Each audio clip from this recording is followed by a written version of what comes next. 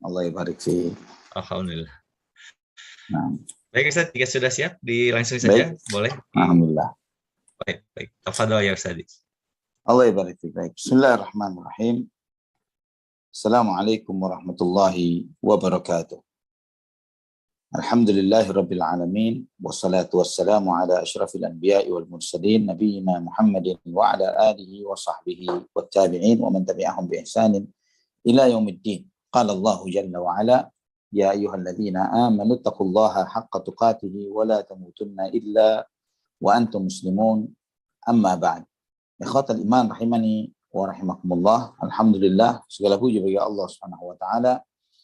Ar-Rahman, Ar-Rahim, Zat yang Maha Pengasih, Zat yang Maha Penyayang. Allah Subhanahu wa taala yang memuliakan kita dengan nikmat Islam dan iman.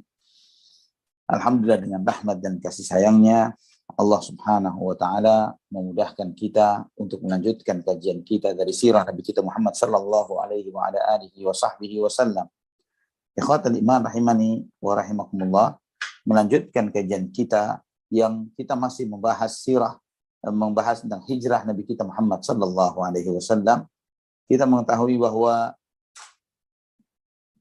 kepergian Rasulullah sallallahu alaihi wasallam dengan Abu Bakar As-Siddiq radhiyallahu an, dan bagaimana Abu Bakar radhiyallahu an beliau mengerahkan segala potensi yang beliau punya, keluarga dan yang lain sebagainya, harta bahkan, termasuk semua yang dikerahkan demi hijrahnya Rasulullah sallallahu alaihi wasallam dan hijrahnya Abu Bakar bersama beliau sallallahu alaihi wasallam.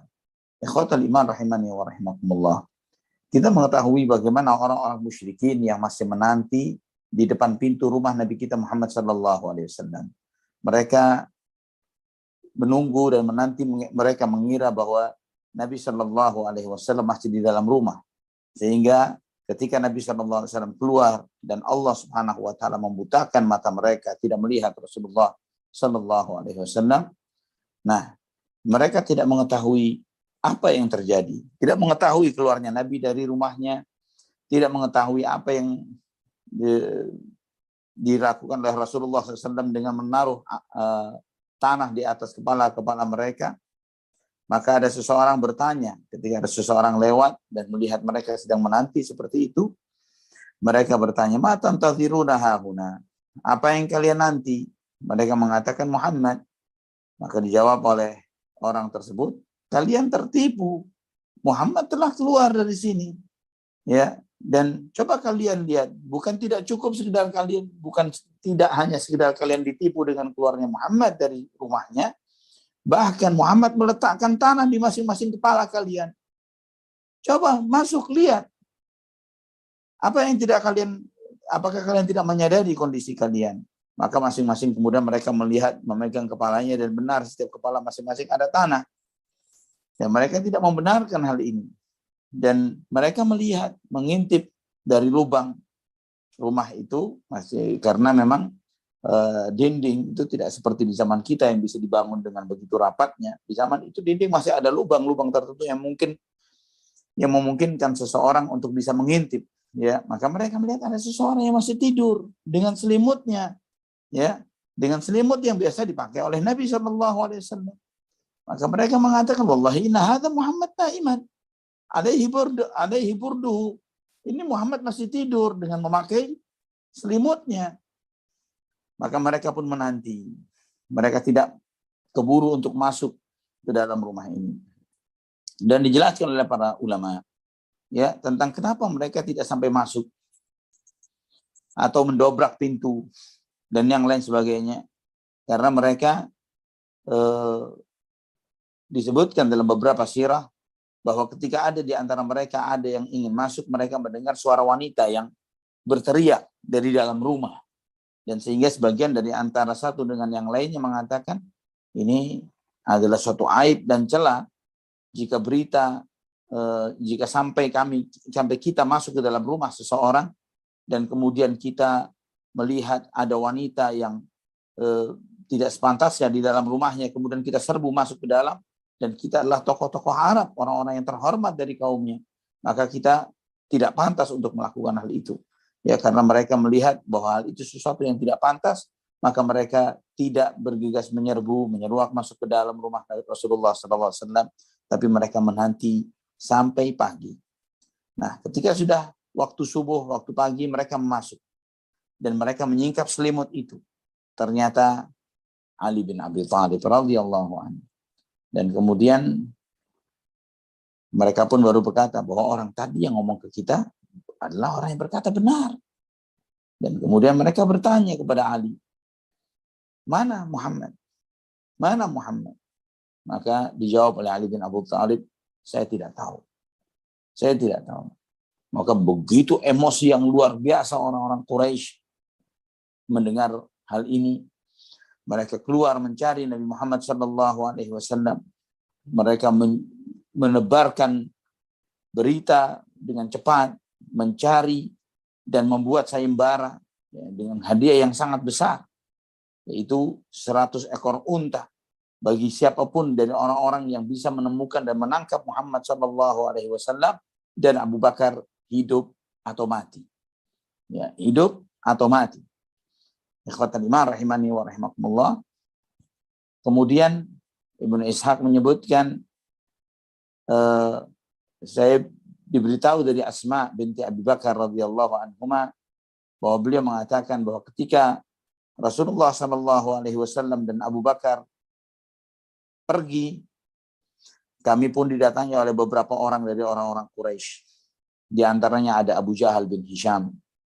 Mereka berhenti di depan rumah Abu Bakar, dan kemudian aku pun keluar menemui mereka. Mereka bertanya, mana ayahmu? Wahai putri Abu Bakar, mana ayahmu? Maka aku pun menjawab, kata Asma, saya tidak tahu. Saya tidak tahu kemana ayahku pergi. Maka Abu Jahal pun dengan emosinya, dia menempeleng dengan keras. Ya, menempeleng dengan keras kepada Asma binti Abu Bakar sampai copot anting-antingnya. Dan setelah itu mereka pergi. Ikhwatul iman rahimani wa rahimakumullah. Maka orang-orang Quraisy pun mengerahkan segala potensi yang mereka ketahui dan mereka miliki. Termasuk juga para pembaca-pembaca jejak untuk mencari ke segala penjuru kemana perginya Muhammad sallallahu alaihi wasallam dan sahabatnya Abu Bakar. Mereka pun bertebar di gunung-gunung, di lembah-lembah, mereka mencari di mana Nabi Muhammad sallallahu alaihi wasallam. Dan semakin kuat upaya mereka karena ada sayembara ini, namun itu pun tidak memberikan hasil yang memuaskan bagi mereka. Sampai mereka berhenti di gunung yang di situ ada Gua Thawr. Mereka menaiki gunung itu. Mereka sampai di bibir gua. Dan yang menyisakan antara mereka dengan melihat posisi Nabi Muhammad SAW dan Abu Bakar hanyalah ketika mereka mau menundukkan kepala mereka ke bawah. Itu saja. Itu saja ketika mereka hanya menundukkan kepalanya ke bawah, mereka akan menemukan posisi Nabi Muhammad SAW dan Abu Bakar. Subhanallah, ikhwatal iman rahimani wa rahimakumullah. Peristiwa ini adalah peristiwa yang sangat mendebarkan, yang menegangkan. Karena jika apa yang mereka cari mereka dapatkan, hal itu bisa menjadi kebinasaan, kecelakaan, musibah, malapetaka yang tidak akan ada ujungnya. Dan sebaliknya, kegagalan mereka adalah kunci kebahagiaan yang kekal dan abadi yang tidak ada akhirnya. Dan di saat itu, setiap orang yang mengetahui betapa dahsyatnya peristiwa ini, ikhwatal iman rahimani wa rahimakumullah, ketika kita di posisi Nabi Muhammad SAW atau di posisi Abu Bakar radhiyallahu anhu, mungkin kita menjadi orang yang pasti mengira seperti Abu Bakar radhiyallahu anhu, mengira bahwa dia pasti tertangkap pada saat itu. Tahan nafasnya dengan penuh ketakutan karena para pencari jejak ini sudah sampai ke bibir gua. Yang menyisakan mereka untuk bisa menemukan Nabi Muhammad SAW adalah ketika mereka melihat ke bawah. Namun Allah Subhanahu wa taala yang membuat mereka tidak bisa atau tidak melakukan hal tersebut. Ikhwatal iman rahimani wa rahimakumullah, itulah setiap makar yang dibuat oleh musuh-musuh Allah Subhanahu wa taala. Mereka mengira bahwa mereka pasti berhasil untuk menangkap dan mendapatkan apa yang mereka rencanakan terhadap wali-wali Allah, terhadap kekasih-kekasih Allah Subhanahu wa taala. Namun subhanallah, Allah Subhanahu wa taala pasti membela wali-walinya. Inna haqqan wa kana haqqan alaina nasrul mu'minin, dan merupakan hak kami, hak Allah untuk membela orang-orang beriman. Ikhwatal iman rahimani wa rahimakumullah. Di dalam Sahih Bukhari dan Muslim dari Abu Bakar As-Siddiq radhiyallahu anhu, Abu Bakar mengatakan, "Ya Nabi Allah, law anna ahadahum nazara tahta qadamaihi la absarana." Ya Nabi Allah, andai kata salah seorang di antara mereka melihat ke bawah, mereka pasti melihat kita. Pasti akan melihat kita. Namun Nabi sallallahu alaihi wasallam menjawab, "Ya Abu Bakrin, ma dhannuka bi itsnaini Allahu thalithuhuma?" Bagaimana prasangkamu? Bagaimana pradugamu terhadap dua orang yang ketiganya adalah Allah Subhanahu wa taala? Allahu akbar. Ya. Allahu thalithuhuma, Allah yang ketiga. Maksudnya adalah Allah yang menolong mereka, Allah yang melindungi mereka. Karena Allah Subhanahu wa taala yang selalu menjaga, yang mengawasi, yang melindungi, yang Allah Subhanahu wa taala mengetahui setiap apa yang terjadi pada hambanya. Terutama kebersamaan ini, Allah bersama Rasulullah sallallahu alaihi wasallam dan Abu Bakar adalah kebersamaan yang berarti pengayoman, pemeliharaan, perlindungan Allah Subhanahu wa taala kepada kekasih-kekasihnya. Di dalam riwayat Urwah ibn Zubair, di dalam maghazinya disebutkan bahwa orang-orang musyrikin mendatangi gunung itu, yang di sana ada gua Thawr, yang di dalam gua itu ada Nabi sallallahu alaihi wasallam. Maka ketika mereka sampai di atas gunung itu dan Abu Bakar radhiyallahu anhu mendengar suara mereka, maka datanglah kesedihan dan kegalauan pada hati Abu Bakar. Pada saat itulah Nabi sallallahu alaihi wasallam bersabda kepadanya, "La tahzan, innallaha ma'ana." Jangan sedih. Sesungguhnya Allah Subhanahu wa taala bersama kita. Maka Nabi sallallahu alaihi wasallam pun berdoa, maka turunlah ketentraman kepada hati Abu Bakar radhiyallahu anhu. Ikhwatal iman rahimani wa rahimakumullah. Apa yang disampaikan oleh Nabi sallallahu alaihi wasallam di dalam kondisi ini? Ma dhannuka bitsnainillahu thalithuhuma? Apa pradugamu? Apa prasangkamu terhadap dua orang yang Allah adalah yang ketiga dari dua orang tersebut? Nabi SAW tidak menyebutkan secara spesifik siapa dua orang itu. Padahal maksudnya jelas beliau dan Abu Bakar radhiyallahu anhu.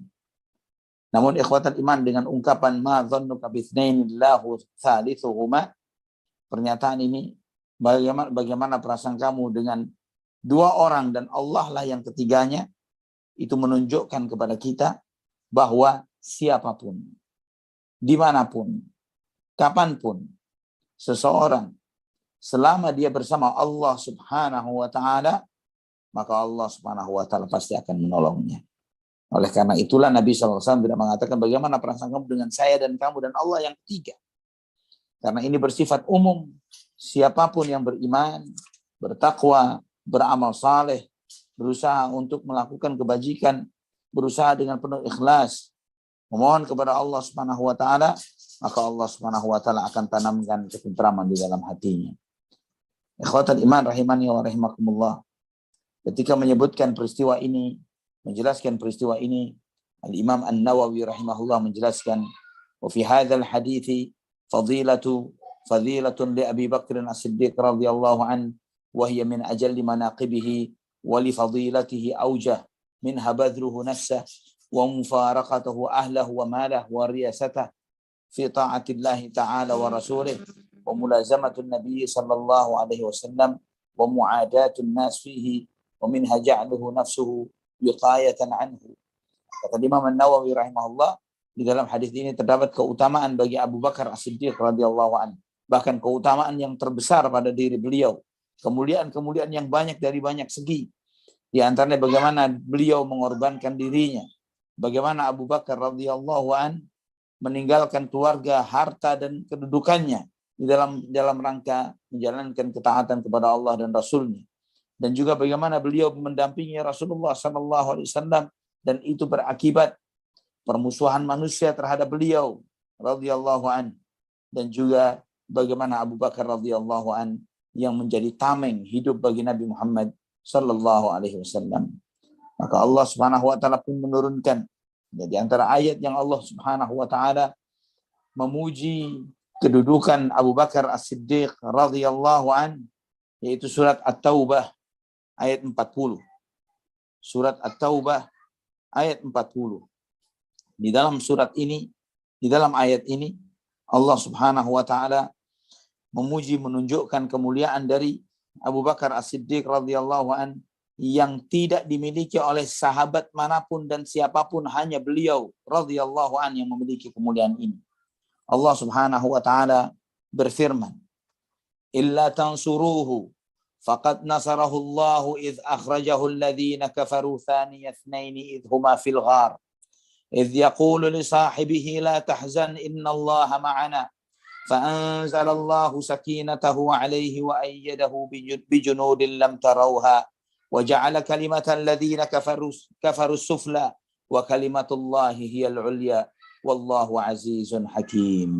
Allah Subhanahu wa taala berfirman, wahai para sahabat Rasulullah sallallahu alaihi wasallam, ketika kalian tidak berjihad, berperang bersama Rasulullah sallallahu alaihi wasallam, tatkala beliau memerintahkan kalian untuk berperang bersamanya, tidak membela Muhammad sallallahu alaihi wasallam, ingat bahwa Allah Subhanahu wa taala telah menolong beliau sallallahu alaihi wasallam, telah membela beliau ketika orang-orang kafir Quraisy mengeluarkan beliau dari kota Mekah, dan beliau tidak sendiri.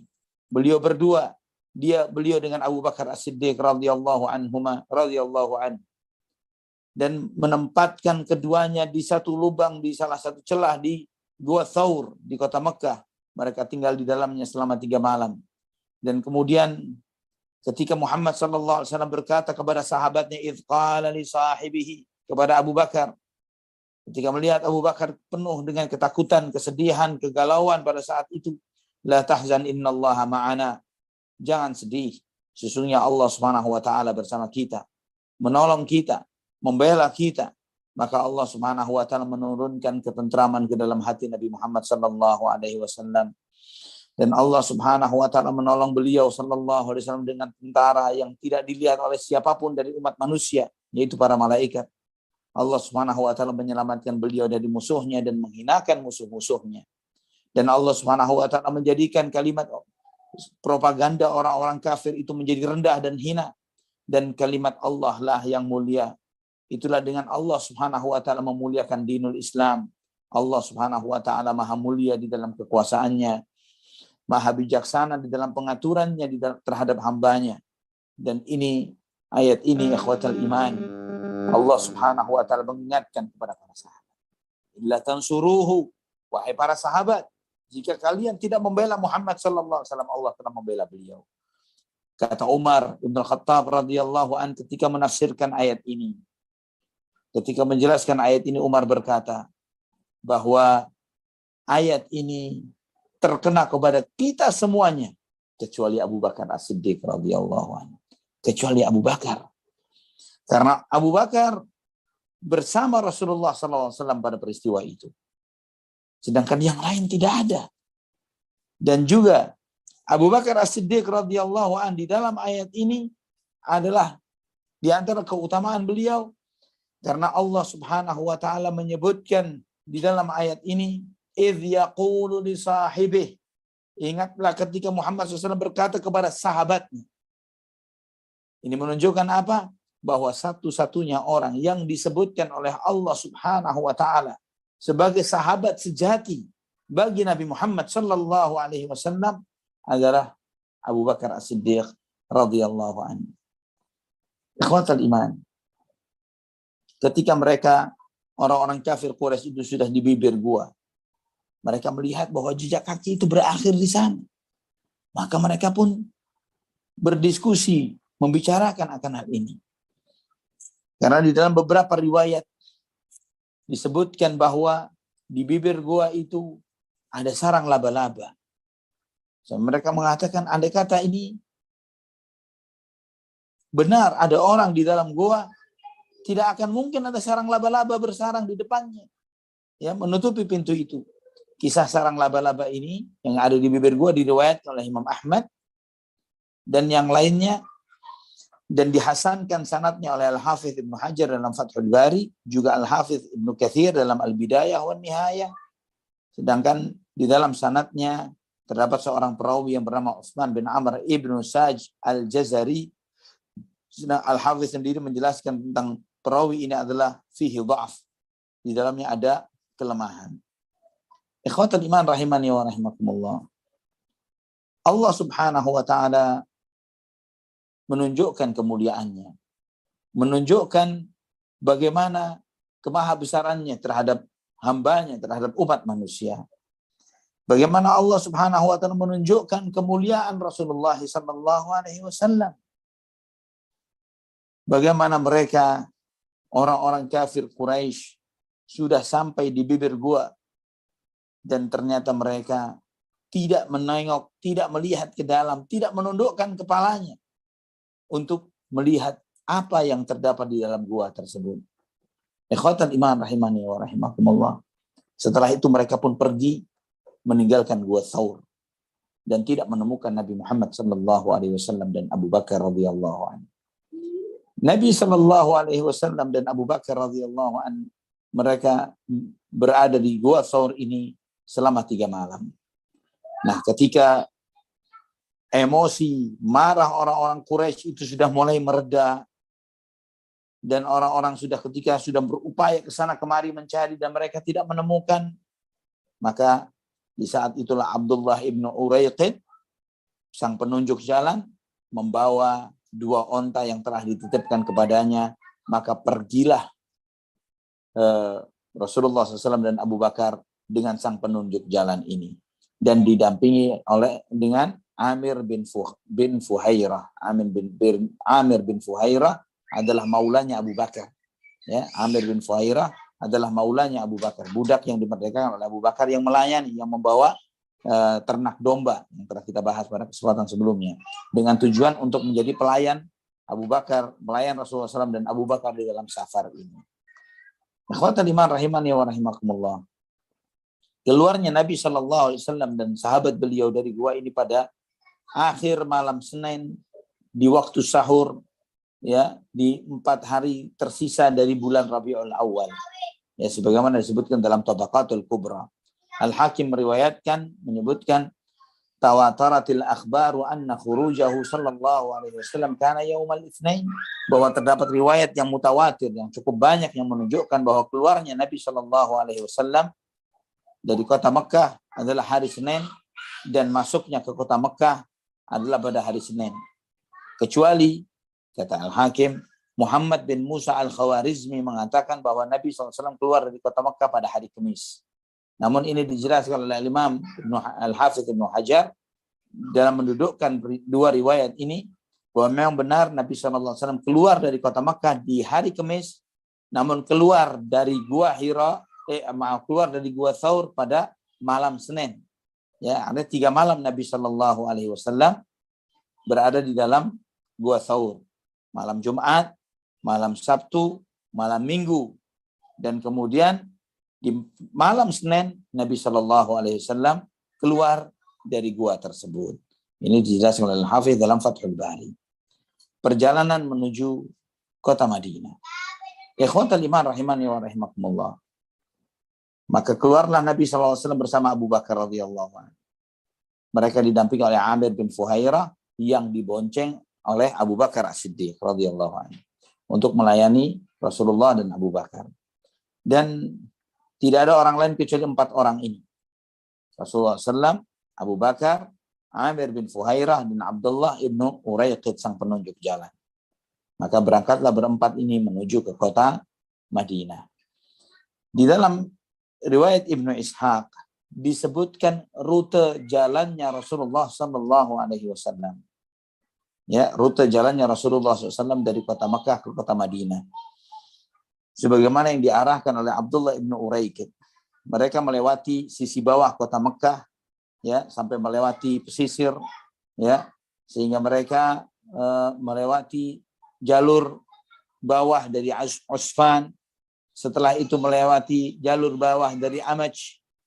Kemudian setelah mereka melewati jalur tersebut, mereka melewati Qudaid, ya, satu daerah, nama-nama daerah semuanya. Setelah itu mereka melewati Qudaid tersebut, mereka melewati satu tempat yang bernama Jazar Kharar. Kharar. Setelah itu mereka melewati dataran tinggi Murrah. Setelah itu melewati sebuah danau besar. Liqif itu danau yang tidak permanen, danau yang hanya ada ketika setelah musim hujan, dan itu banyak terjadi di padang pasir, dan yang tiba-tiba banyak air, ya, satu danau. Dan mereka melewati Madlajah, ya. Setelah itu mereka melewati Mahaj, setelah itu mereka melewati Marjah, Majah, ya, nama-nama tempat semuanya ini. Jadi menunjukkan rute yang dijalani oleh Nabi SAW. Kemudian melewati Batnan Dzi Kashr, dan setelah itu mereka melewati, ada satu tempat yang di situ ada sumur-sumur tua milik orang-orang terdahulu sebelum mereka musafir, ya, melewati Ajrat. Setelah itu Dzu Salam. Setelah itu melewati Bukit A'da, ya. Setelah itu melewati Ababid. Setelah itu melewati Fajah, dan setelah itu mereka sempat bermalam di Arj. Setelah itu mereka melewati dataran tinggi Air, dari sisi kanannya Rakubah, sampai mereka berhenti di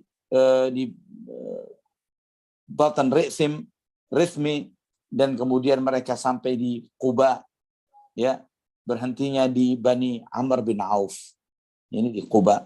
Ini rute perjalanan Nabi SAW ke dalam hijrahnya ini diriwayatkan juga oleh Al-Hakim dalam Mustadraknya dalam Kitabul Hijrah. Beliau menyebutkan dalam bab zikru maqamati mururin Nabi sallallahu alaihi wasallam indal hijrah. Bab penyebutan tentang tempat-tempat berhentinya Nabi sallallahu alaihi wasallam dan jalur-jalur yang dilewati oleh Nabi sallallahu alaihi wasallam ketika hijrah. Ya, juga Ibnu Ishaq menyebutkan dalam sirahnya dengan sanad yang hasan. Subhanallah.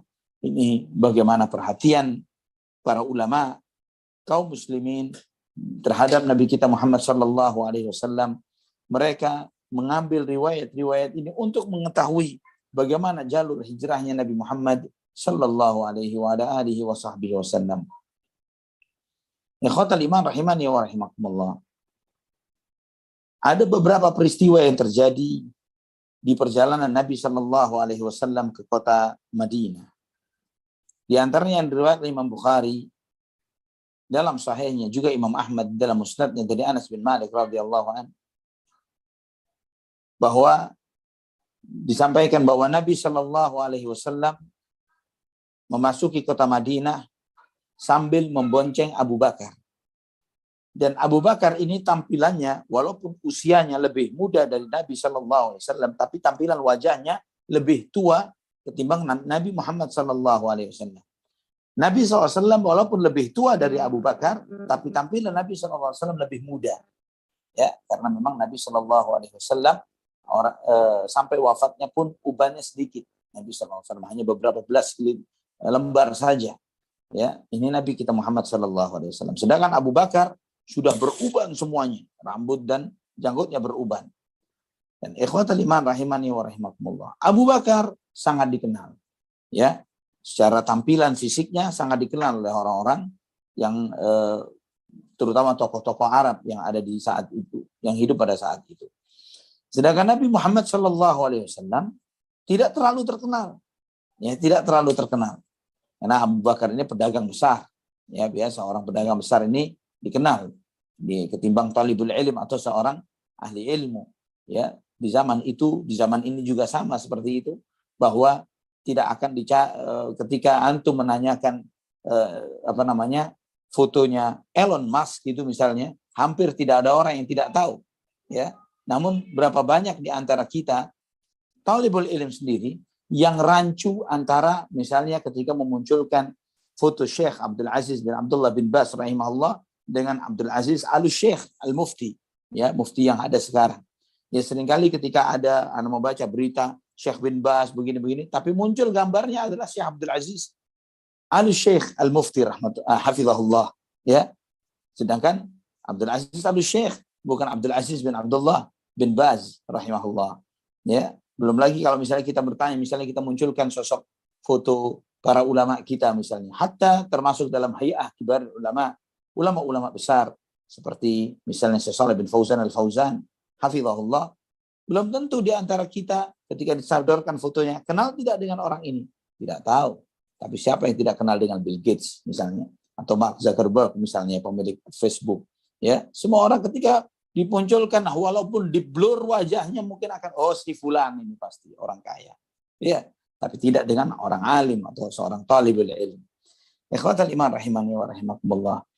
Nabi SAW berada di depan, Abu Bakar di belakang, dibonceng oleh Nabi SAW. Dan setiap ada orang bertanya, ya ketika bertemu dengan Abu Bakar, ya Abu Bakar, man hadzal rajul ladzi baina yadayk? Wahai Abu Bakar, orang di depanmu ini siapa?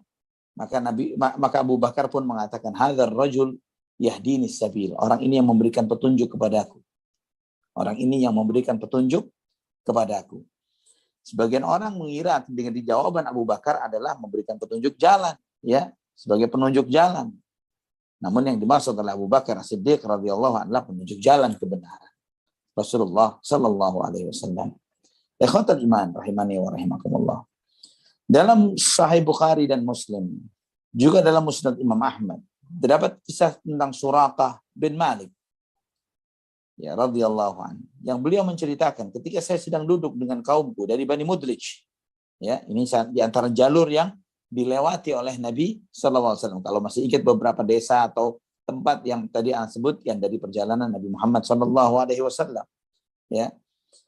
Ketika sedang duduk dengan kaumnya dari Bani Mudlij, ada salah seorang di antara kaumku datang menghampiriku dan menghampiri kami yang sedang duduk dengan mengatakan, ya Suraqah, inni qad ra'aitu anifan aswidatan bisahil araha Muhammadan wa ashabah.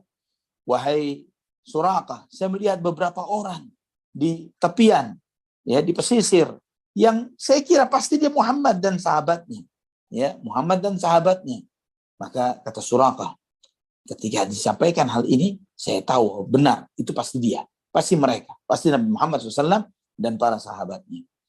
Namun aku katakan, aku jawab kepada dia dan di depan yang lainnya, innahum laisu minhum, laisu bihim, bukan dia, bukan Muhammad dan sahabatnya, orang lain.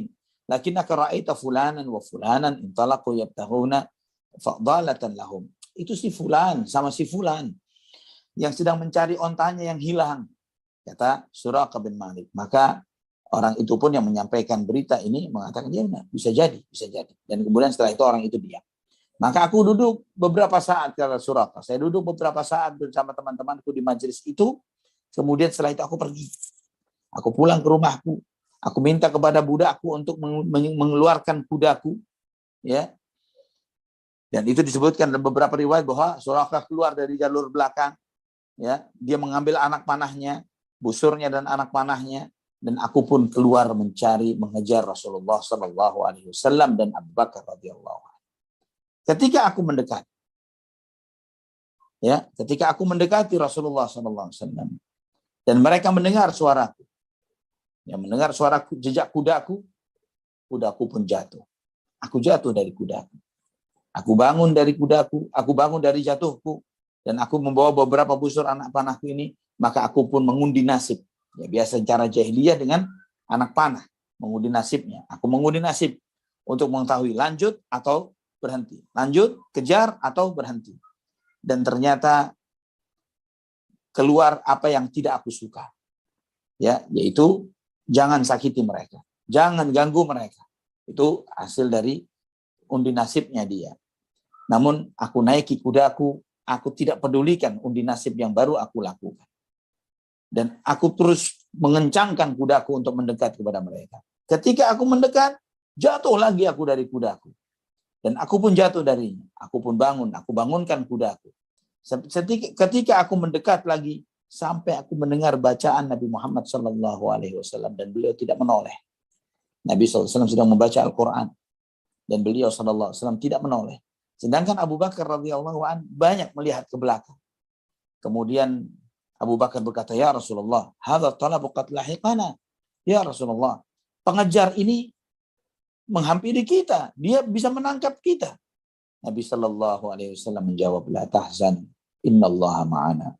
Jangan sedih, Allah bersama kita. Ketika aku mendekat, kata Suraqah bin Malik, maka ketika aku dekat, dengan jarak yang sangat dekat, kata Suraqah, saya mendengar suara Abu Bakar mengatakan, ya Rasulullah, hadza talab qad lahiqana. Dan kemudian, ini orang sudah hampir menangkap kita ya Rasulullah. Abu Bakar pun menangis. Abu Bakar menangis. Nabi SAW bertanya, lima tabki? Kenapa engkau menangis, wahai Abu Bakar? Abu Bakar mengatakan, amma wallahi ma ala nafsi abki, walakin abki alaik. Aku tidak menangisi diriku ya Rasulullah. Demi Allah aku tidak menangisi diriku. Aku menangisi engkau ya Rasulullah. Maka Nabi SAW kemudian menengadah ke langit berdoa. Allahumma kfinahu bima syi'ta. Ya Allah, lindungi kami dari dia sesuai dengan kehendak. Maka jatuhlah, kata Suraqah. Maka masuklah kaki kudaku ini sampai ke lutut, ke tanah. Sampai ke lututnya ke tanah. Aku pun jatuh, terjungkal dari kudaku. Kemudian ikhwatal iman rahimani wa rahimakumullah. Aku dengan susah payah mengeluarkan kudaku ini dari tanah. Yang sampai lutut jatuh ke tanah. Aku dengan susah payah mengangkatnya.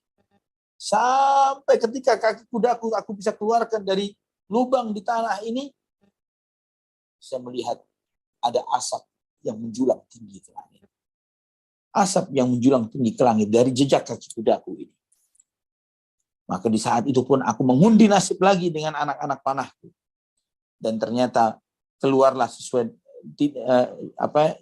keluarlah sesuatu yang tidak aku suka, yaitu supaya tidak boleh mendekat kepada Nabi Muhammad SAW.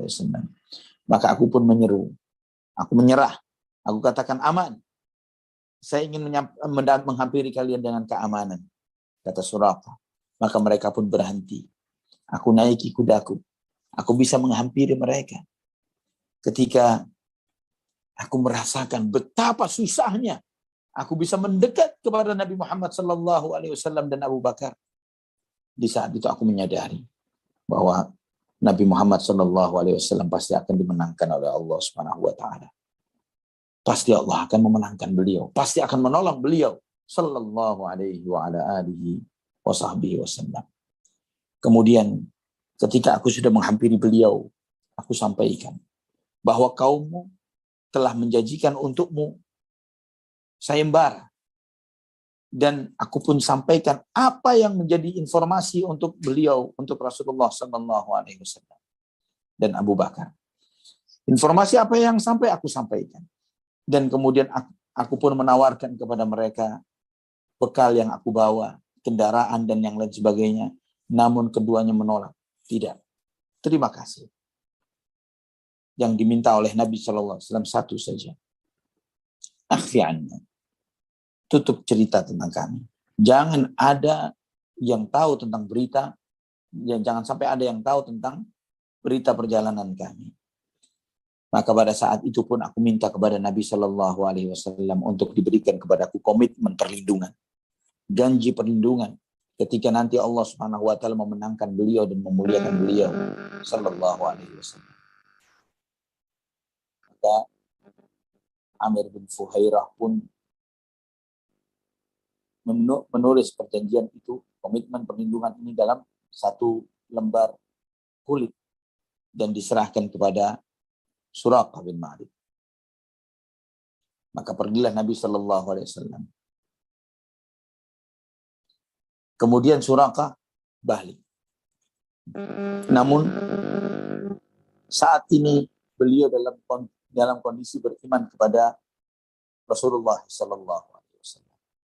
Dan setiap beliau bertemu dengan orang yang menghampiri jalur yang dilewati oleh Suraqah, kata Suraqah, kafaitukum mahuna. Ya, cukup sampai di sini, kata Suraqah. Tidak ada orang yang lewat sini. Tidak ada yang lewat sini. Setiap ada orang yang melewatinya, dia katakan tidak ada, balik. Tidak ada yang lewat sini. Subhanallah. Bagaimana Suraqah radhiyallahu an di awal harinya dia keluar dari rumahnya bersungguh-sungguh untuk melawan Rasulullah sallallahu alaihi wasallam. Namun di akhir hari, di sore harinya, dia menjadi tameng dan pembela Rasulullah sallallahu alaihi wasallam. Nah, ikhwatal iman rahimani wa rahimakumullah. Terdapat sebuah riwayat yang sangat populer tapi sayangnya riwayat ini dhaif, ya, dengan sanad yang munqati' yang diriwayatkan disebutkan oleh Al-Hafidz dalam Al-Isabah fi Tamyiz as-Sahabah dan Ibnu Abdul Bar dalam Al-Isti'abnya. Namun sanadnya munqati', sanadnya terputus, tapi riwayat ini sangat masyhur, yaitu ketika Nabi sallallahu alaihi wasallam berkata kepada Suraqah, "Kaifa bika idza labista siwarai Kisra?" Bagaimana nanti suatu saat kamu akan menggunakan siwarai. Siwarai itu gelang emas yang biasa dipakai oleh raja di lengannya. Ya, bagaimana ketika kamu nanti akan memakai gelang emasnya Kisra? Suraqah bertanya, Kisra bin Hurmuz ya Rasulullah. Aku akan memakai gelangnya Kisra bin Hurmuz ya Rasulullah. Naam, Kisra bin Hurmuz. Nah, kemudian ketika di peristiwa di masa Umar bin Khattab radhiyallahu an, ketika Madain ditaklukkan, dibawa semua perbendaharaan Kisra bin Hurmuz kepada Umar bin Khattab, termasuk juga gelang lengannya Kisra, maka Umar pun memanggil Suraqah bin Malik. Mana Suraqah? Dan kemudian Suraqah menghadap dan dipakaikanlah dua gelang tersebut. Umar berkata, "Irfa' yadai," angkat kedua tanganmu. Maka Suraqah pun berkata, "Allahu Akbar, alhamdulillahilladzi salabahuma Kisra ibn Hurmuz." Allahu Akbar, Allah Maha Besar. Segala puji bagi Allah yang telah mengambil ini dari Kisra bin Hurmuz. Dia yang mengklaim dirinya dengan mengatakan, "Ana Rabbun Nas." Aku Tuhannya manusia. Dan kemudian dipakaikan kepada Suraqah bin Malik bin Ju'thum, seorang budak, seorang badui dari Bani Mudlij. Riwayat ini disebutkan oleh Al-Hafidz dalam Al-Isabah dan Ibnu Abdul Bar dalam Al-Isti'ab, namun dengan sanad yang munqati'.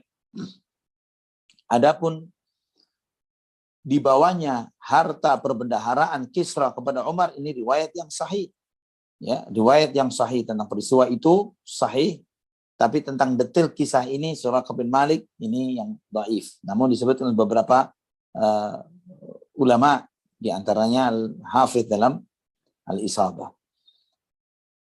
Adapun riwayat sahih di bawahnya perbendaharaan harta, tahta dan kekuasaan Kisra ini disebutkan oleh Imam Al-Baghawi dalam Syarhus Sunnah dengan sanad yang sahih dari Ibrahim bin Abdurrahman bin Auf ketika dibawakan kepada Umar radhiyallahu an perbendaharaannya Kisra, maka Abdullah ibn al-Arqam az-Zuhri berkata, "Wahai Amirul Mukminin, apakah engkau tidak tempatkan saja ini di Baitullah sebelum nantinya kita akan membagi-baginya untuk kaum muslimin?" Maka Umar pun mengatakan, "La yuzilluha saqfun hatta umdiyaha." Jangan sampai ditaruh di bawah naungan tertentu, biarkan begitu saja sampai aku melihatnya.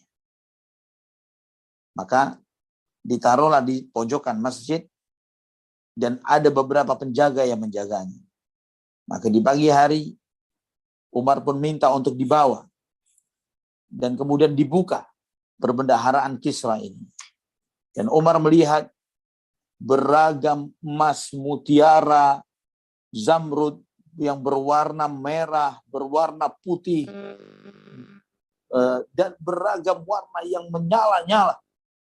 Subhanallah. Ketika Umar radhiyallahu anhu melihat beragam harta yang sedemikian hebatnya ini, Umar pun menangis. Dan Abdurrahman bertanya, ya Amirul Mukminin, ma yubki? Kenapa engkau menangis ya Amirul Mukminin?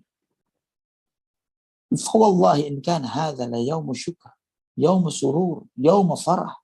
Hari ini hari kita bersyukur kepada Allah. Hari kebahagiaan, hari kemenangan. Kita mengalahkan negara yang paling adidaya pada saat itu, Kisra, Persia. Alhamdulillah, kita rebut kekuasaannya. Kita ambil, kita taklukkan mereka. Apa jawaban Umar radhiyallahu anhu? Umar mengatakan, kalla, inna hadha lam yu'tahu qaumun illa ulqiya bainahumul adawatu wal baghdha. Ini tidaklah diberikan kepada suatu kaum kecuali akan terjadi permusuhan dan kebencian di antara mereka. Harta. Riwayat ini disebut oleh Imam Al-Baghawi di dalam Syarh Sunnah. Allahu Akbar. Dan memang benar, ikhwatal iman. Pertikaian, permusuhan, perselisihan, bahkan antara takmir masjid dengan takmir masjid, yayasan-yayasan dakwah, pengurus-pengurus kajian, pasti sebagian besarnya urusan harta, urusan dunia. Bukan membicarakan tentang manhaj. Ini biasanya cuma tunggangan saja ketika membicarakan tentang manhajnya begini, ini begitu dan lain sebagainya. Ujung-ujungnya urusan dunia, urusan duit. Allahul musta'an. Wala haula wala quwata illa billah. Ikhwatal iman rahimani wa rahimakumullah. Di dalam perjalanan ini, sebagaimana dalam Sahih Bukhari dan Muslim dari Abu Bakar As-Siddiq radhiyallahu anhu. Abu Bakar menyampaikan bahwa ketika kami meninggalkan kota Mekah, kami berjalan di waktu malam. Dan ketika di waktu siang, kami berhenti untuk istirahat. Jadi waktu panas terik, berhenti untuk istirahat. Tapi malam, jalan. Dan kata Abu Bakar, aku melihat ketika di dalam perjalanan, ketika sudah siang, aku mencari. Apakah ada tempat berteduh atau tidak, batu atau apa batu besar yang bisa ada teduhan di bawahnya. Dan kami pun menghampirinya. Setelah itu aku sediakan tempat berbaring untuk Nabi SAW. Aku sediakan tempat baring Nabi SAW dan aku sampaikan kepada beliau, irtaji' ya Nabi Allah, berbaringlah wahai Nabi Allah. Maka Rasulullah SAW pun berbaring. Setelah itu aku berdiri mencari sekelilingku. Apa ada sesuatu, ada orang yang mengejar kita misalnya. Dan ternyata aku menemui seorang penggembala kambing yang sedang menggembalakan beberapa kambingnya di padang pasir. Aku pun bertanya kepada penggembala itu, liman anta ya ghulam? Kamu milik siapa, wahai penggembala? Maka dia sebut nama salah seorang dari orang Quraisy yang aku kenal. Maka Abu Bakar pun bertanya, hal fi ghanamika min laban? Apakah kambingmu ada yang mengeluarkan susu? Maka orang itu mengatakan, iya ada. Kemudian, maukah engkau memberikan susu untuk kami? Maka dijawab oleh penggembala itu, ya mau. Maka aku perintahkan, kata Abu Bakar radhiyallahu an, aku perintahkan dia untuk memegang kambing yang akan diperah susunya. Kemudian aku perintahkan dia untuk membersihkan dahulu tempat susu kambing itu dari debu dan lain sebagainya. Demikian pula aku memerintahkan dia untuk membersihkan tangannya dari debu. Setelah itu dia pun memerahkan susu untukku. Ya hanya cuma dapat sedikit dari susu itu. Dan aku bawakan untuk Nabi Shallallahu Alaihi Wasallam. Kemudian aku bawakan kepada Nabi. Setelah aku balik, aku dapati beliau Shallallahu Alaihi Wasallam sudah bangun dari tidurnya. Aku sampaikan, ya Rasulullah, Ishrab. Minumlah ya Rasulullah. Maka diminumlah oleh Nabi SAW sampai aku bahagia, aku senang melihat Nabi SAW meminum dari susu yang aku cari ini. Kemudian setelah itu aku berkata kepada Nabi, qad ana rahil ya Rasulullah. Waktunya kita jalan lagi ya Rasulullah. Maka Nabi SAW mengatakan, iya. Maka kami pun melanjutkan perjalanan. Ikhwatan iman rahimani wa rahimakumullah. Inilah Abu Bakar radhiyallahu anhu. Dan di dalam awal kisah-kisah ini sebelumnya telah Anda sampaikan bahwa bagaimana penggembala ini bukan miliknya, tapi kok masih mau memberikan susu kepada orang, ya, kepada orang yang lewat dan sebagainya. Karena itu di antara kebiasaan orang-orang Quraisy terdahulu.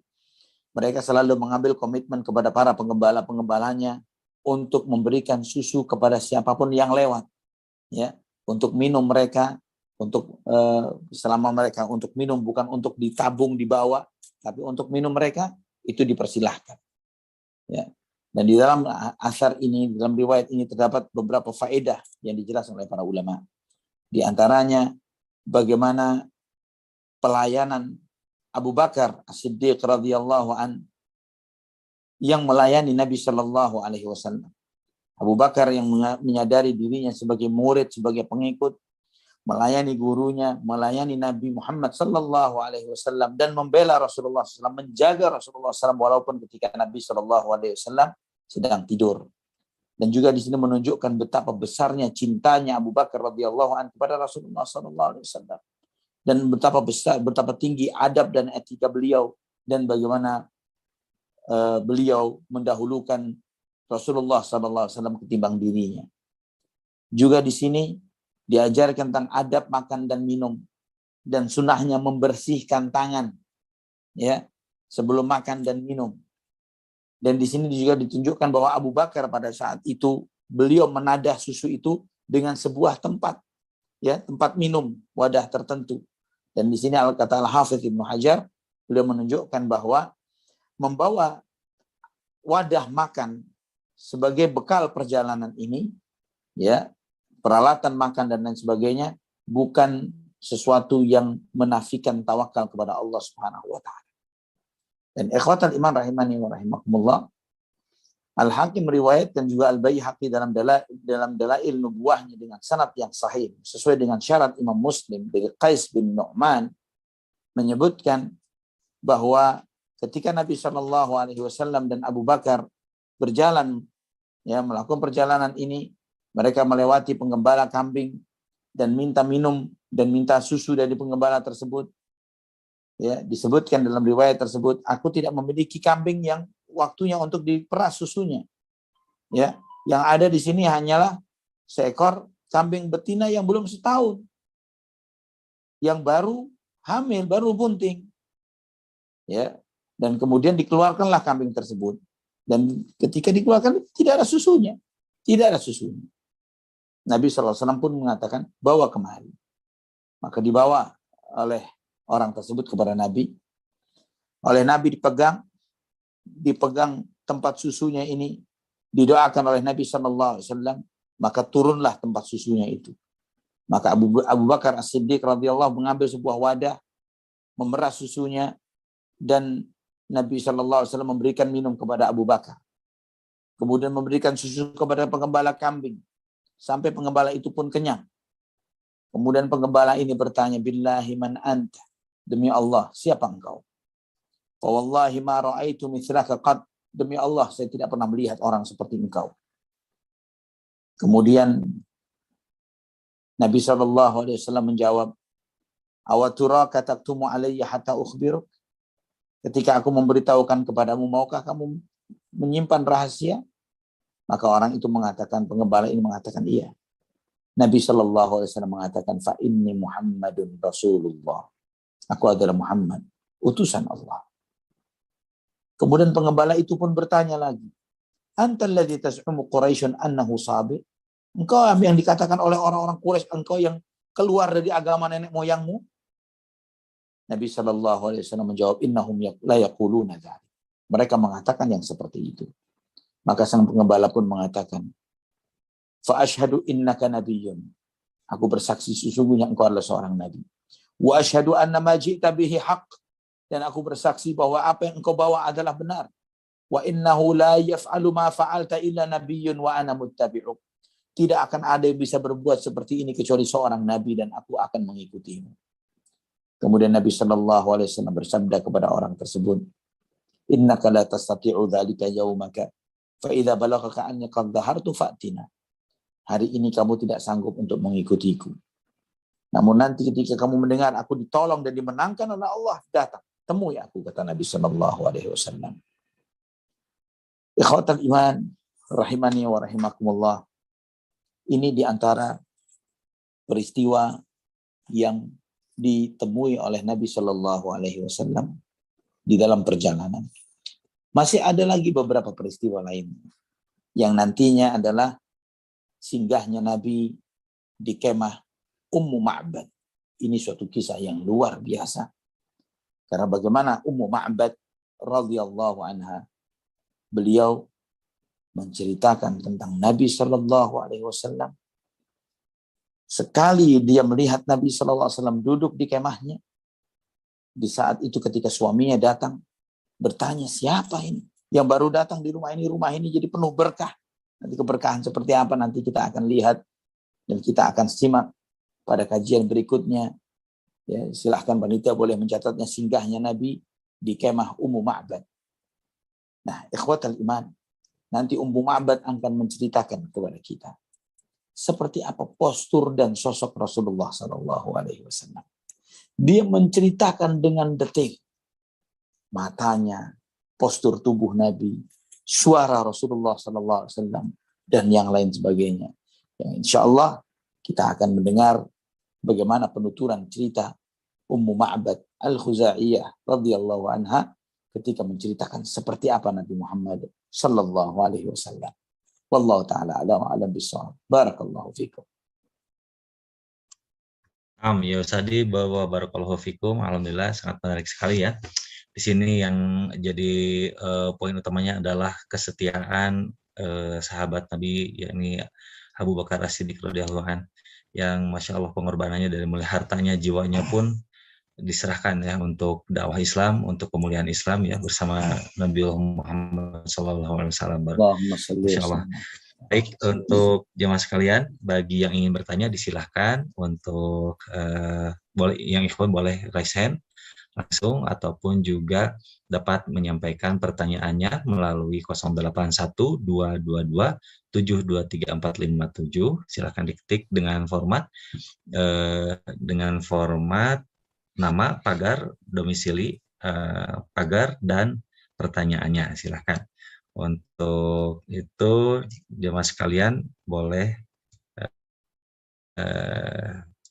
raise hand dari sekarang, silakan. Kemudian juga melalui WA juga disilahkan. Baik. Pertanyaan pertama dari WA dari hamba Allah di Malang ya. Assalamualaikum warahmatullahi wabarakatuh, Ustaz. Assalamualaikum warahmatullahi wabarakatuh. Semoga Allah selalu melimpahkan keberkahan usia dan kesehatan kepada Ustaz dan keluarga. Amin. Baik.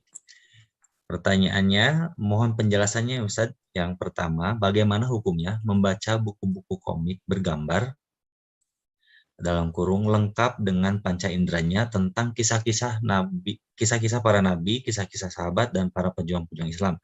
Karena buku komik-komik bergambar sangat disukai anak-anak. Demikian Ustaz pertanyaan pertamanya. Alhamdulillah wassalatu wassalamu ala Rasulillah. Alhamdulillah pada saat ini, ikhwani wa akhwati fillah rahimani wa rahimakumullah, sudah cukup banyak penerbit-penerbit sunnah yang menerbitkan buku-buku bergambar ya dengan gambar yang sesuai syar'i ya, dengan minim panca indera, tidak digambarkan wajahnya secara detail dan lain sebagainya, dan itu masih dibenarkan secara syar'i sebagai sarana pendidikan bagi anak-anak kita. Dan itu sudah ada di antaranya kalau tidak salah perisai Quran ya, yang dipimpin oleh salah satu ustadz kita, Ustadz Nizar Sa'ad Jabal hafizahullah. Beliau menerbitkan buku-buku anak ya, perisai Quran Kids kalau tidak salah, Kids atau apa, saya lupa nama ininya, tapi perisai Quran. Beliau menggagas banyak buku-buku untuk anak-anak, dan buku-buku itu cukup menarik untuk dikaji karena beliau memunculkan kisah Nabi SAW sampai membuat bukunya Ustadz Erwandi Hafizahullah, Halal Muamalah Kontemporer dalam konsep komik untuk anak-anak, dalam bentuk cerita komik untuk anak-anak. Allah alam bissawab. Itu bisa menjadi sebuah alternatif sehingga tidak mengharuskan kita untuk mengkonsumsi buku-buku yang seperti tadi yang Ati tanyakan. Barakallahu fiik. Ya, betul. Baik, pertanyaan kedua ini masih dari beliau yang ada di Malang. Nah, bagaimana hukumnya Muslim yang tidak mau memelihara jenggot, tidak suka memakai parfum, padahal itu sunnah Nabi SAW, dengan alasan sudah melaksanakan sunnah-sunnah Nabi yang lain? Itu saja pertanyaannya, Ustaz. Jazakumullahu khairan, barakallahu fikum. Afiq barakallah. Mengenai memelihara jenggot ini, jika seseorang tidak mau itu karena kebenciannya, bisa menyebabkan orang tersebut bisa kufur. Karena apa? Karena ini adalah sunnah Nabi SAW. Bukan hanya sunnah Nabi SAW, namun sunnah para nabi dan para rasul. Sunnah para nabi dan sunnah para rasul.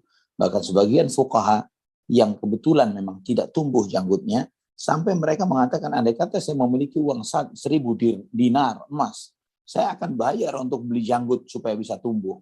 Ya, di zaman sebagian fuqaha, para ulama, sampai yang seperti itu, ya, mau membayar mahal agar janggutnya tumbuh.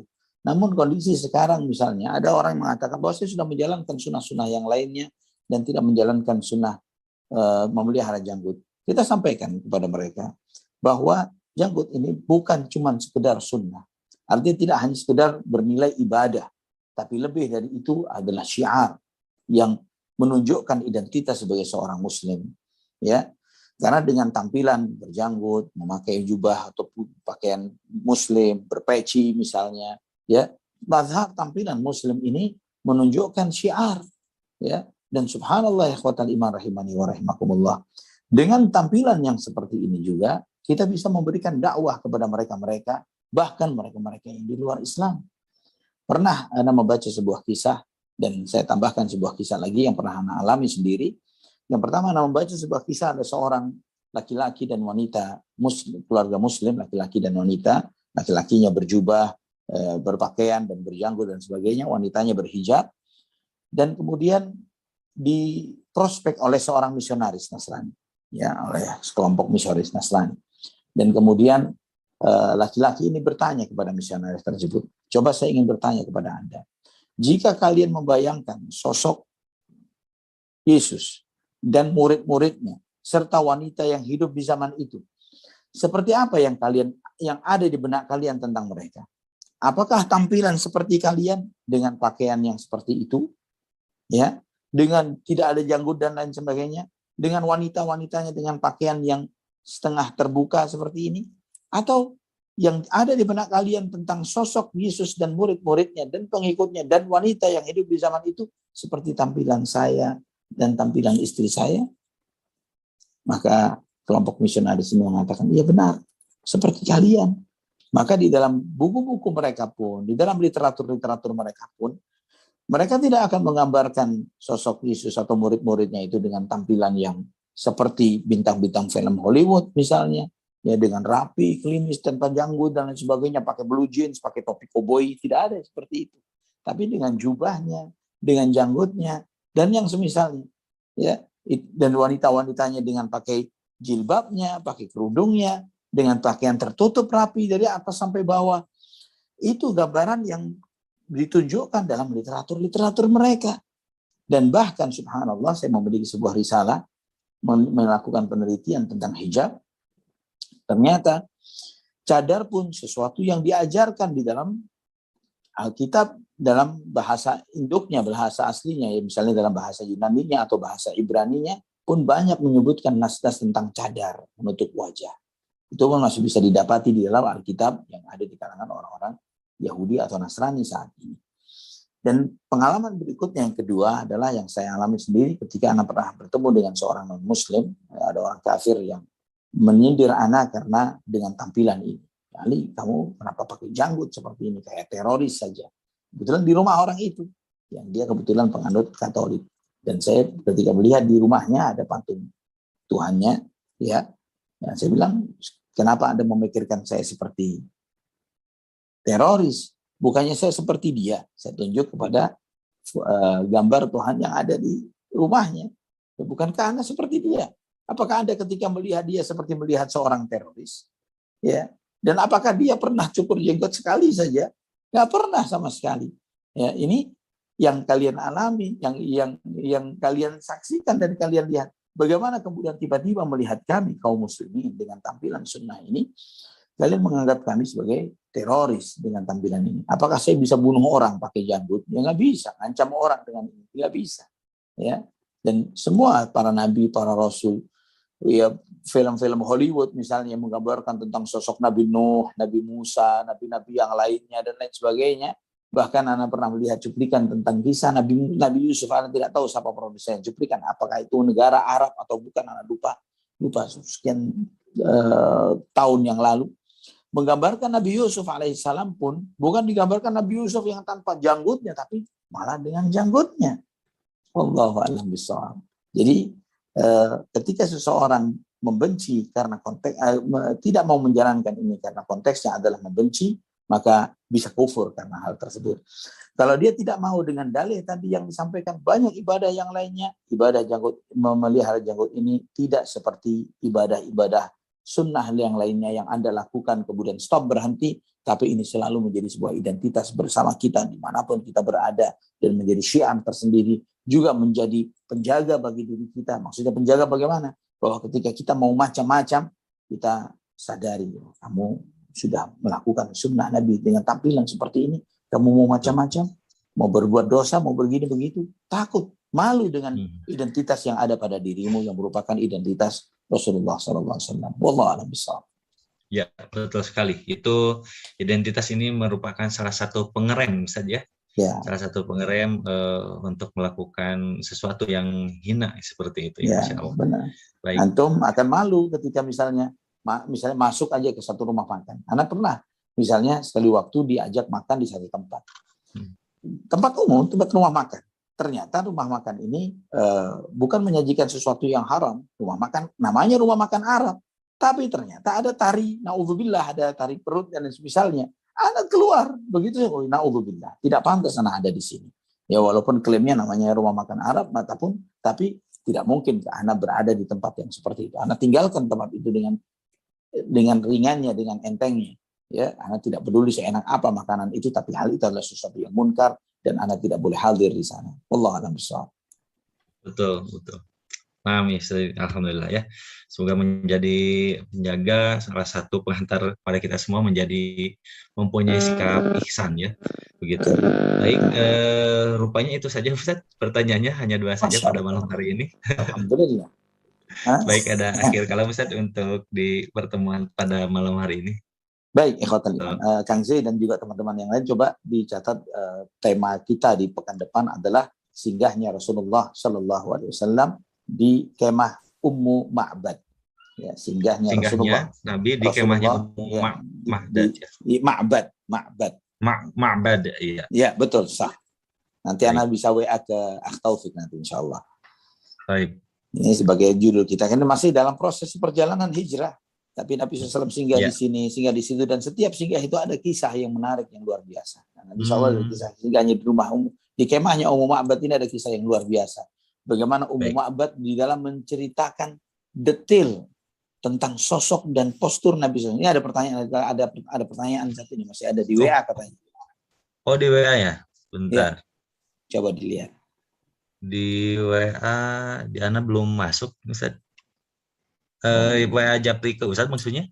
Lah, ini ada Anda lihat, baca di layar di teks. Mungkin bisa dikirim ke teks Zoom. Bentar, baik. Anda baca di layar barusan.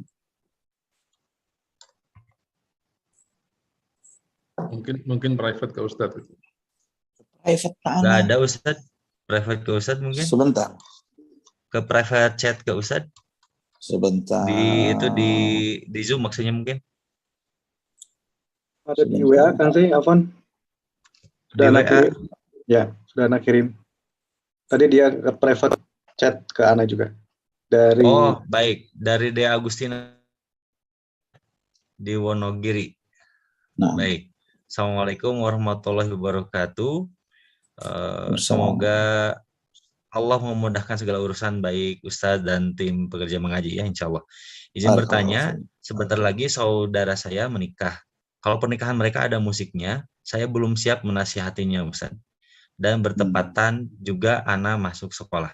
Kalau pernikahan saudara saya bertentangan dengan ajaran Islam seperti ada musik, apakah saya boleh lebih memilih sekolah? Apakah itu sopan atau tidak? Begitu Ustadz pertanyaannya. coba diulang. Oh, baik. Diulang. Pertanyaannya, sebentar lagi saudara saya menikah. Kalau pernikahan mereka ada diiringi dengan musik ya, saya belum siap untuk menasihati mereka ya Ustadz. Dan bertepatan juga dengan anak masuk sekolah. Kalau pernikahan saudara saya bertentangan dengan ajaran Islam seperti ada musik, apakah saya boleh lebih memilih dengan ikut sekolah?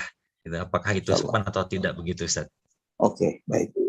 Boleh tidak hadir ke acara tersebut, ya, tidak hadir di acara itu, tapi tetap menjaga adab terhadap keluarga tersebut, saudara tersebut. Dengan apa? Mengucapkan selamat atas pernikahannya, mendoakan keberkahan atas pernikahannya di sesudah acara. Jadi setelah acaranya, misalnya acaranya jam 10 sampai zuhur misalnya. Nanti boleh datang sesudah zuhur ketika sudah mereka bubaran begitu, sampaikan selamat secara langsung dan sampaikan minta maaf karena tadi sekolah dan ada hal yang memang tidak bisa ditinggalkan di pelajaran sekolah tersebut. Jadi dengan demikian tetap nanti menjaga adab dengan keluarga, dengan saudara yang baru saja menyelenggarakan pernikahan dan tidak menghadiri kemunkaran yang ada di sana. Wallahu a'lam bishawab. Baik. Kemudian ini ada tambahan lagi Ustaz pertanyaannya. Ahlan wa sahlan. Boleh Ustaz ya? Baik. Boleh, silakan. Dari Akhi Andika Majid di Tangerang. Bismillah, Ustazuna Fadil, izin bertanya perihal yang Ustaz sebutkan tadi tentang laba-laba yang bersarang di mulut Bathur. Afwan, yang pernah Ana dengar bahwa riwayatnya tidak benar. Apakah itu sahih? Kemudian bagaimana menurut Ustaz tentang kitab Khulasoh Nurul Yakin? Demikian pertanyaannya. Jazakumullahu khairan wa barakallahu fikum jami'an. Fiik barakallah. Naam. Tadi mengenai laba-laba itu memang telah Ana singgung bahwa riwayat tersebut dihasankan oleh Ibnu Hajar dan juga Ibnu Katsir rahimahumullah, namun pada hakikatnya adalah riwayat itu dhaif karena ada seorang perawi yang dhaif. Bahkan Al-Hafiz Ibnu Hajar sendirilah yang menyebutkan adalah seorang dalam sanadnya bernama Utsman bin Amr bin Saj Al-Jazari yang disebut Al-Hafiz sendiri dalam kitab takribnya bahwa fihi dha'uf, bahwa perawi ini adalah perawi yang mengandung kelemahan. Dan subhanallah ya ikhwatal iman, walaupun kita kesampingkan riwayat ini karena kelemahannya sebagaimana yang dijelaskan oleh para ulama ahlul hadis, tetap menunjukkan kemuliaan dan keagungan Nabi kita Muhammad SAW. Bagaimana Allah Subhanahu wa taala menjaga dan melindungi beliau walaupun tanpa ada sarang laba-laba, walaupun tanpa ada gambaran seperti burung yang bersarang di pintunya dan yang lain sebagainya, tidak ada itu semuanya. Tapi ketika Allah Subhanahu wa taala berkehendak tidak membuat mereka menundukkan kepalanya ke bawah, dan itu adalah kekuasaan Allah Subhanahu wa taala untuk menjaga Nabi kita Muhammad sallallahu alaihi wasallam. Adapun kitab Khulasoh Nurul Yakin, buku yang bagus, buku yang baik. Termasuk buku yang baik untuk mempelajari sirah bagi pemula. Ya, karena diambil dari kitab Nurul Yakin sendiri, dan kitab Nurul Yakin Masya Allah ya, sebuah kitab sirah yang cukup bagus. Ana lupa nama penulisnya, orang Mesir, cukup baik, metodologinya bagus, tidak terlalu detail yang mendalam seperti yang sedang kita kaji dalam kitab sirah ini, tapi juga tidak terlalu singkat kitab Nurul Yakinnya, tapi khulasahnya lebih ringkas lagi, lebih singkat lagi. Maka Khulasah Nurul Yakin seringkali dijadikan sebagai rujukan di dalam mengkaji sirah di beberapa madrasah-madrasah atau di beberapa ma'had-ma'had untuk mempelajari sirah Nabi Muhammad SAW. Tapi jika Anda boleh saran, Nurul Yakinnya sendiri bukan buku yang besar. Jadi lebih baik pakai kitab Nurul Yakinnya ketimbang pakai Khulasahnya. Wallahu a'lam bishawab. Baik. Selanjutnya ini pertanyaan dari Ukhti Ayunita Luciana di Bandar Lampung. Assalamualaikum Ustaz, izin bertanya, apakah benar Abu Bakar radhiyallahu an pernah menahan sakit digigit ular ketika menemani Rasulullah SAW di dalam gua? Syukran wa jazakallahu khairan. Wa jazakumullah khairan. Wallahu a'lam bishawab. Tidak disebutkan dalam kitab sirah yang sedang Anda baca ini, Al-Lu'lu'ul Maknun fi Siratin Nabiyil Ma'mun, dan memang terdapat kisah-kisah atau cerita-cerita yang menyampaikan yang menyampaikan kepada kita tentang hal ini, namun Ana tidak mengetahui kesahihannya atau sumbernya. Ya, Anda tidak mengetahui sumber ataupun kesahihannya.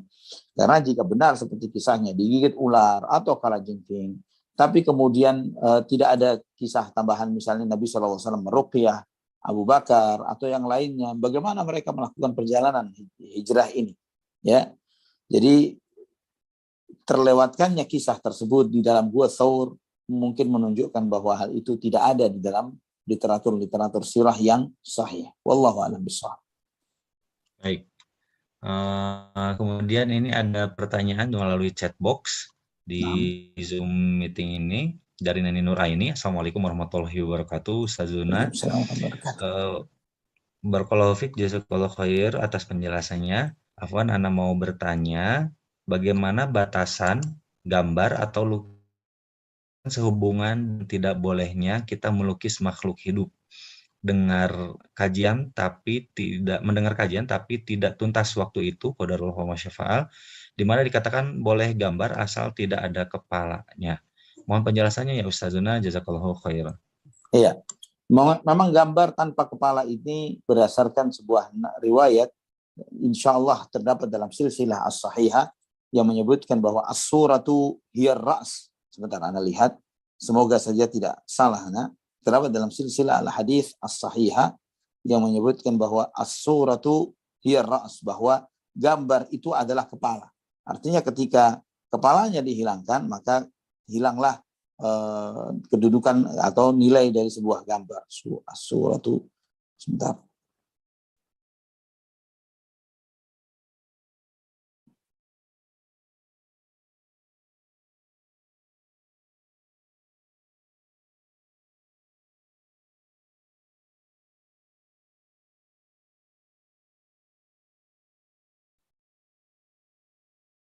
Sebentar.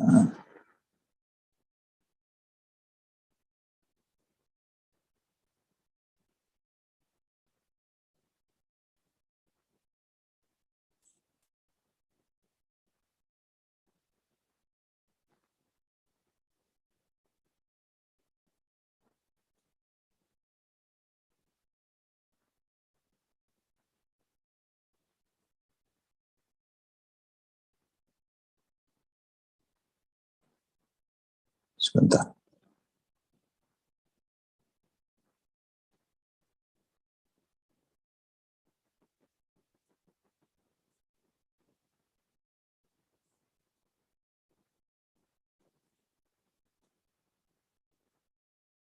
Afwan, belum Anda dapatkan. Tapi saya ingat anak-anak pernah baca bahwa memang benar bahwa dengan menghilangkan kepalanya, maka hilanglah fungsi sebagai gambar dari gambar tersebut. Memang benar bahwa ketika seseorang menggambar makhluk, yang digambar makhluk hidup, tapi dengan menghilangkan sisi kepalanya, yaitu maka hilanglah fungsi sebagai makhluk hidup. Dan bisa digambarkan dari belakang, dari samping, dan sebagainya. Tidak terlihat dari sisi kepalanya. Itu benar. Wallahu a'lam bishawab. Barakallahu fiik. Baik. Baik, alhamdulillah. Ini mungkin pertanyaan dari Ukhti Nuraini, merupakan pertanyaan terakhir pada kajian malam hari ini. Ustaz, sekali lagi. Masya Allah. Mungkin ada akhir kalam sebelum menutup kajian pada malam hari ini. Tafadhol. Ikhwatul iman rahimani wa rahimakumullah. Setiap momen sejarah, momen sirah yang kita pelajari, di situ mengandung banyak hikmah dan pelajaran, dan juga menunjukkan kebenaran, kebesaran Allah Subhanahu wa taala dan kebenaran dinul Islam, kebenaran risalah Nabi Muhammad sallallahu alaihi wasallam.